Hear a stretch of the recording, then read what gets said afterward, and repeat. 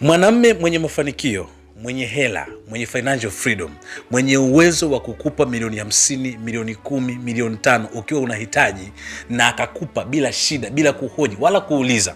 Wanawake, kama mnatafuta wanaume wa aina hiyo, ujue kwamba unamtafuta mume wa mtu.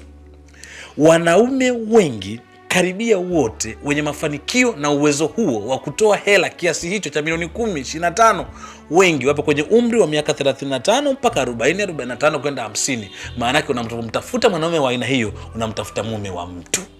Tunachokisema hicho. Kwa sababu gani?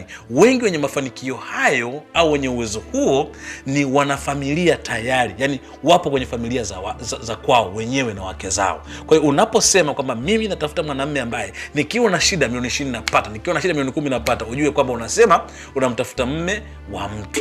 Lakini kingine, wanawake wao wanawatafuta wanaume 3 au 6, 7 ndani ya mwanamume huyu mmoja.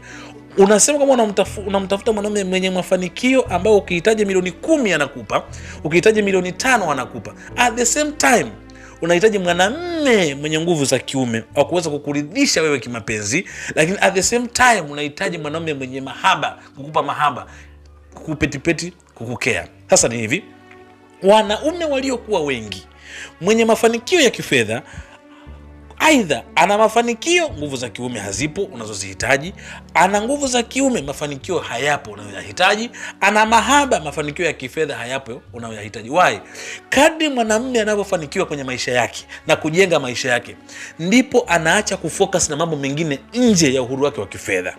Yani ni hivi, mtu ana kikao Dar es Salaam, akitoka Dar es Salaam anakwenda Arusha, akitoka Arusha anakwenda Mwanza, yupo katika hali ya kutafuta ni muda gani atapata kuwaza kuhusu nguvu za kiume, kwamba angelala na wewe mara 3, mara 4, mara 6 kwa wiki. Ni uongo. Mahaba ya kupetipetiwa.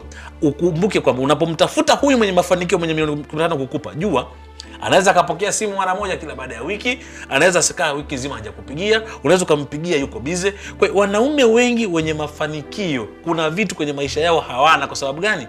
Amefocus mno kwenye kufanikiwa. Kufanikiwa sio lele mama. Anayefanikiwa, ujue kuna vitu vingi kwenye maisha yake ameshafanya nini? Kuvipitia. Kwa hiyo tunapokuwa tunatafuta wanaume 10 ndani ya mwanamume mmoja, ni uongo.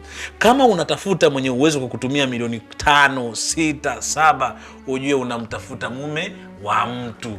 Otherwise mtafute Rashidi wako, mtafute Hemedi wako, Yohana wako, Joeli wako, mkae chini, ana miaka 23, mtengeneze maisha ya kwenu, ili ikifika miaka 40 hiyo na uitafuta atakupa milioni 10 ambazo ni za kwako pia, kwa sababu mmetafuta wote.